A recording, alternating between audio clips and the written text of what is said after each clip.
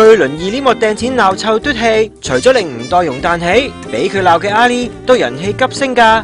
有指阿 Lee 係因為喺年初嗰陣加簽咗大台5年約，先有機會擔正律政強人，結果俾佢成功跑出，大台就錫到佢窿，就連陳凱琳同蔡思貝都要行埋一邊啊！不過係人都知，阿 Lee 有一個喺對家 ViuTV 做嘅恩星男友陳炳全，咁睇嚟呢段關係都凍過水啦。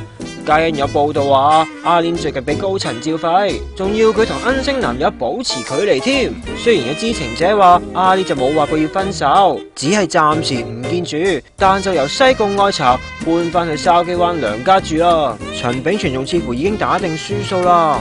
睇嚟阿 Lee 想事業同愛情都得意，仲要繼續努力啊！